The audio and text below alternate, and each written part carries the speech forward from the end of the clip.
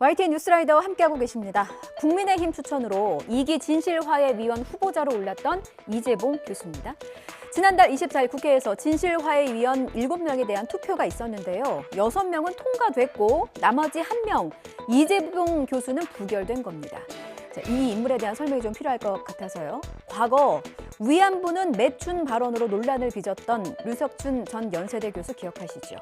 이재봉 교수는 당시 류석준 교수를 옹호하는 성명에 이름을 올렸었습니다. 이재봉 교수가 YTN과 단독 인터뷰를 가졌는데요. 위안부 피해자 존재에 대해서는 검증이 필요하다, 이런 발언도 했습니다. 김철희 기자가 보도합니다.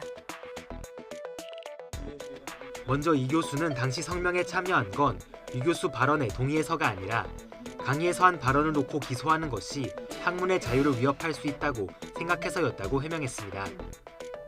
다만 위안부 문제에 대해선 검증이 필요하다고 주장했습니다. 구체적으로는 위안부였다고 말하려면 그에 대한 증거를 수집해서 국제학회에 보내 검증을 받아야 한다고 했습니다. 성숙한 사회가 되려면 증거와 사실에 근거해서 말해야 한다는 건데 5.18 광주 민주화운동에 대해서도 유사한 의견을 내놨습니다. 80년 5월 광주에선 민주화운동이 있었다고 생각한다면서도 세부적인 사건 전개 등에 대해선 학자적 검증이 필요하다고 밝힌 겁니다.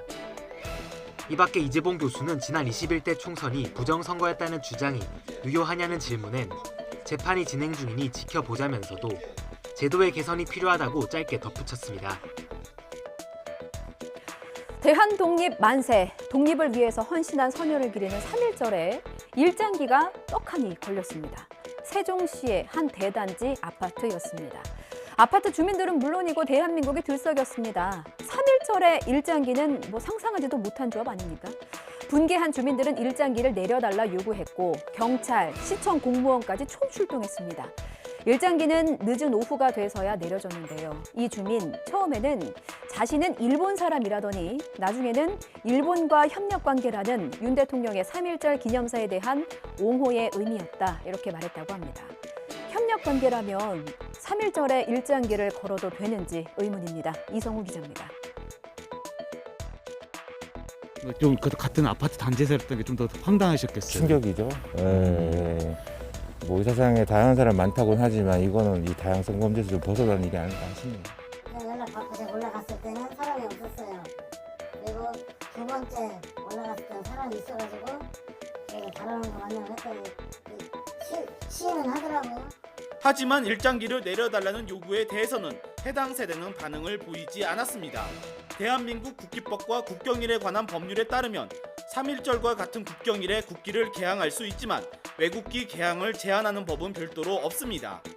일장기를 왜 3.1절에 내걸었냐는 취재진의 질문에 해당 세대는 아무런 답변을 하지 않았습니다. 일장기 걸으실 좀 이유가 있으실 것 같아요. 그래가지고 그거 한 말씀만 좀 여쭤보고 싶은데.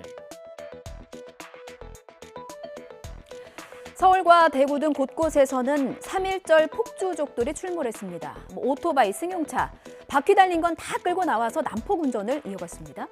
고개 운전이 하고 싶으면 서커스단에 입단하면 될 것을 왜 굳이 3.1절이나 광복절 같은 국경일에 이 난리를 피우는 걸까요? 김근우 기자가 보도합니다.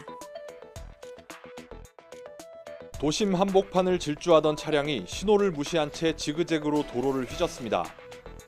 오토바이들이 줄지어 도로를 가로막고는 아슬아슬 고개를 펼치듯 움직입니다.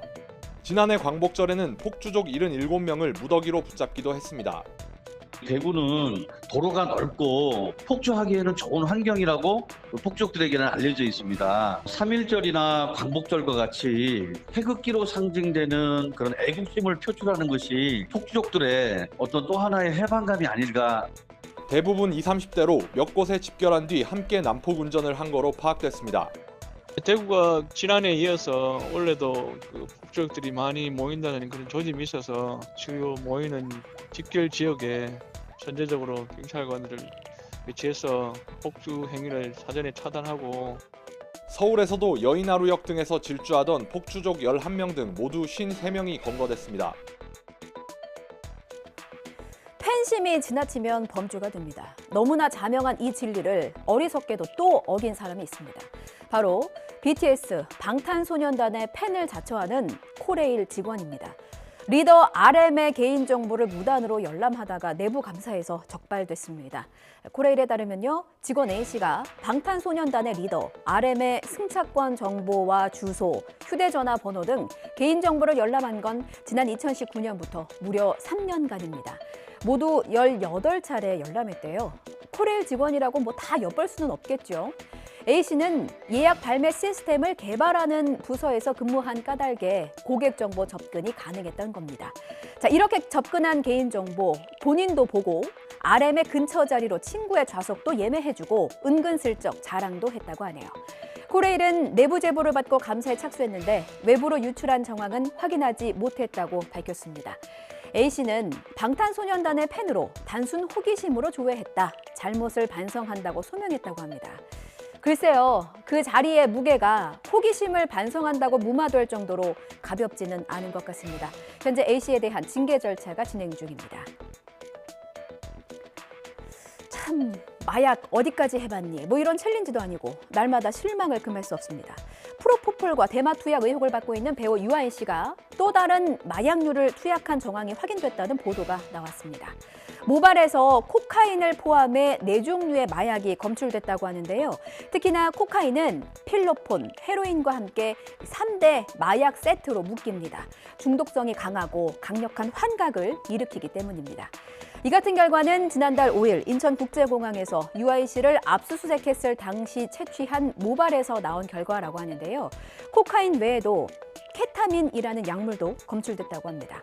케타민은 전신 마취제로 사용되는데 오남용 우려가 있어서 2006년에 마약류로 분류됐습니다. 자, 정리하면 유아인 씨의 모발에서 검출된 약물은요, 대마와 프로포폴, 코카인, 케타민 이렇게 총 4종류입니다.